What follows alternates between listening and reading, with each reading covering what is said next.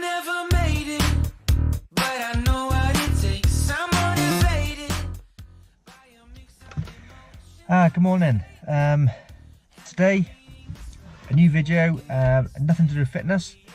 It's an educational video. So there's something I want to talk about, which not many people know about this, and it can make himself look a bit stupid when it comes to winter, when it comes to mud. So a lot of people, it's popular these days in it to buy a 4x4, but most cars these days, they're not 4x4, they're all-wheel drive, and there is a difference between all-wheel drive and four-wheel drive. Okay, so basically, if you buy a normal car with two-wheel drive, some cars got rear-wheel drive, some cars have got front-wheel drive. All that means is only the front two wheels spin when you press the accelerator. Okay, if you've got an all-wheel drive car, it means that all four wheels can spin, but they don't spin unless the engine wants them to. And four-wheel drive, you can usually select if you want it to be front-wheel drive or all-wheel drive. Okay, so that's the confusing part, but why am I talking about this? Today I had a bit of a problem. Well, it's not really that big of a problem, it's like a first world problem. I got two cars. But one car is two-wheel drive, it's a 1.3 diesel front-wheel drive, a Vauxhall Astra. And I got a second car, which is all-wheel drive, a Ford Kuga. Okay, so my Astra, going down the road, and either the battery or the alternator is broken down. So the first thing that goes on the Astra, it's a bit stupid really for safety, first thing that goes when your power goes is the power steering and the brakes. So you're braking down, you can't steer and you can't brake. So managed to get it to pull over on the side of the road to a safe place, rang up the emergency company, and they said they're going to be 3 or 4 hours. Well, the car's only 5 miles away from my house, so I'm not going to leave it there for 3 or 4 hours. Plus, where it was at that time of the day was a busy place, it's a bit dangerous on a corner, and they're doing some digging, so there's lots of diggers and big machines driving past, so it's going to get covered in crap, probably scratched and damaged. So I thought, instead of leaving it there, I'll go down in my other car and tow it. So I went down there. First thing I did was I pulled up behind, I used the Kuga behind the Ford, and I didn't realise how deep the mud was behind the Ford, behind the Vauxhall. So I went on the mud, and with all-wheel drive, like I said, it only works the front wheels probably 95% and the back wheels about 5%. When it goes on the mud, if the computer knows that the front wheels are spinning, like wheel spinning, it stops power going to them. There's no point of putting power to a wheel which is doing nothing, and then it'll only send power to the wheel which knows it's got a grip on. But if you're all four wheels on the mud, well, probably no wheels got a grip. You can rev the engine as hard as you like, you'll hear the engine going, but you won't move. You won't wheel spin, but you won't move. So I got a little trick. It's not really a trick, it is in the instruction book, but a lot of people don't know this when they buy all-wheel drive cars. So if you had a four-wheel drive, you'd have your normal gearbox with the normal stick, first, second, third, fourth, fifth. But you'd also have a little stubby knob as well. So you can put it in the high ratio or low ratio. So that means, do you want to go fast, normal speed, or slow in the mud? Or you can also put in a lock. So you can lock on all four wheels, or you can have it so it's two-wheel drive, four-wheel drive. In the Ford, I'll show you now, it's just normal. So if I just change the camera angle. Okay, so in the Ford, all you've got is one normal gear knob. Just like the Focus or the C-Max. Same gear knob as in a normal just saloon or hatchback, exactly the same. Some cars have got a button of what I'm going to do, but this one hasn't got it. But I can show you the trick what you have to do. So if I know that I was going to be parked in a field full of mud, or if I was going to be on a driveway full of snow, somewhere where the car's not going to move, here's a trick what you do. So start the car at normal. Okay, and then let's put the camera a bit closer. Hang on, bear with me 1 second. The camera so I can make it closer to the screen.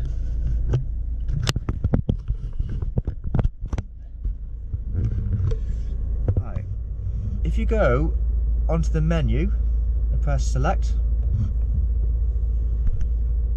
okay, and then if you go down to ESP, ESP means electronic stability program. So that means it's the computer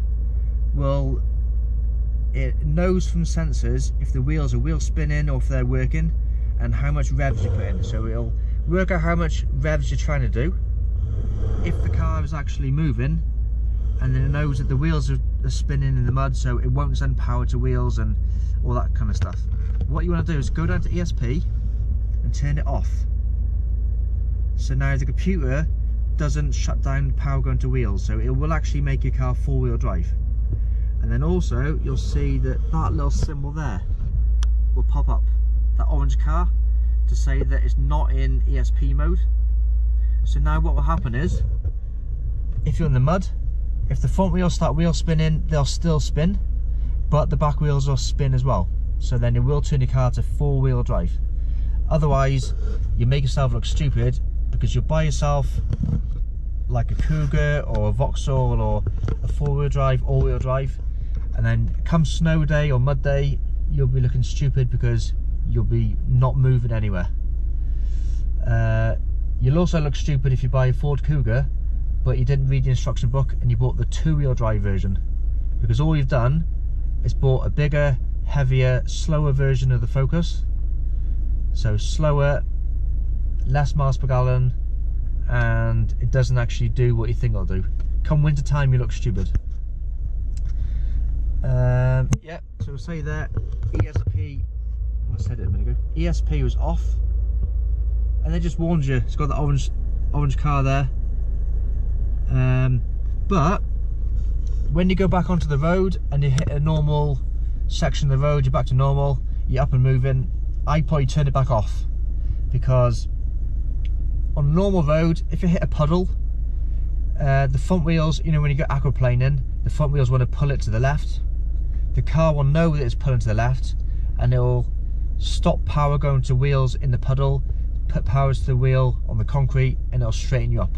If you've got this ESP mode off, well then you can just wheel spin and you'll skid off, and the computer won't do what it's supposed to do.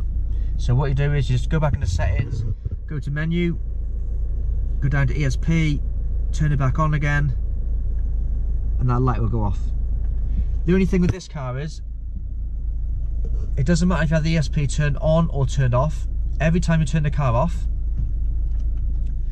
when you turn the car back on again, it will always go back into the standard mode of having ESP off. So that light should be off every time. It doesn't matter if you want to turn it on or turn it off, you've got to go into the menu and turn it off every time. There isn't a lever or a switch. It would have been nice to have like an ESP button there. Then you could just turn it on, turn it off without having to go into the menu. But that's my tip of the day. If you want to go in the mud or snow, turn the ESP off. Also, what you need to do is, now you've got the mode off, right, so if you're in the mud and the snow, you will wheel spin. People think the 4x4s, you don't wheel spin. No, you do. You will spin. Going up a hill, you will spin. But the idea is keep the power on, keep the power on, keep going, keep going, keep going. Not too much, so you will spin like crazy, because you will just stop. But you need to keep the power on. What you want to do is probably find out at what revs per minute your car turbo comes in. So probably about 1,500 revs. So keep it in a, so it depends what you're doing. If you're going up a hill or on a muddy field, keep your gear in first or second. Keep it at 1,000 or 2,000 revs, like where your turbo is just coming in but no higher. Keep it on, and then you get through it. So tip of the day, I know it's not going to be, well, probably not going to get any snow now. It's March. There is forecast the last couple of days, but like I said, I went in the field today. Bit of a muddy section. Had to save a car. Luckily, the Astra wasn't stuck in the mud, but I would have yanked it out. But that's why the car is dirty at the beginning of this video, and I'm actually quite happy actually, because I bought a new hose pipe on Saturday. This is how old I'm getting, buying a new hose pipe. It's my idea of a good day out on a Saturday. No rock and roll lifestyle for me. Bought a hose pipe. I've now just set it all up, and if the rain stops, I might wash the car before the mud sticks and gets any worse. So, top tips of the day: how to put your car in ESP mode, and as you get older, hose pipes are your favourite thing to do on a Saturday. Okay, thanks for watching. I know it wasn't a fitness related video, but I think I'm going to change my video to more like daily lifestyle. There's only so much fitness you can tell someone. Really, I think with fitness, you've got to get your life, if I turn the camera around, you've got to get your lifestyle sorted as well. So you need to make sure if you've got friends and family, they're involved, they let you do what you want to do, they motivate you, they're not dragging you to the pub and to McDonald's every day if you want to get fit. You need to make sure you fit your fitness in between your life. Don't let it ruin your life, don't let it take over your life, or change it negatively. Don't go spending all your rent money on your supplements. Don't go spending all your kids' food money on new gloves and crap like that. Keep it basic, keep it simple. Main points are probably don't get injured. Doesn't matter what you do, don't get injured. Don't go copying Instagram and these people doing stupid exercises because you think it looks good. Most exercises, if they're new, they'll be just to look good on Instagram. So keep it simple, basic exercises. They've been done for years. Try hard. If you think you're getting injured or overtraining, have a rest. The worst thing you want to do is get injured, because you'll never heal from an injury. Doesn't matter what it is, knee, hip, back, neck, wrists. As soon as you get injured once, you'll have that niggling problem the rest of your life. And if it goes to operations, then you might not even heal at all ever. Okay, so I think I'm going to do a bit of spinning later on. Obviously this is taking over my morning, so I'm going to do a bit of turbo training after. I'm not sure what plan it is, but I'll pick like at least a 2-hour training session today. Possibly tonight I might get into the weights again. I know I keep saying this, I need to start doing a bit of weights, but because today I've done this, maybe might not have time to do both. So I get my turbo in. I'm on target this year to beat my 5,000 mini goal. I might even push it to, when I get to the 6th month mark, if I'm on target for 5,000 miles, I might double it to 10,000 miles. But a mini goal is to beat 205 miles in a week. That doesn't sound a lot to some people, but you can see the wind outside, it's quite bad, so I'm not going outside today. So it's going to be a turbo session, and some of my turbo sessions, even though they're 2 hours, they're not doing, you could average 20 miles per hour, so I'm not really doing 40 miles though, because a lot of the sessions I'm doing now, they have sprint sections and power sections and a lot of rest sections, intervals. So in the hour, some of it's too easy, so I might struggle to get 205 miles in, but they'll be quality miles. And I need to sort my diet out as well. But there you go, there's 10 minutes. I'll see you soon.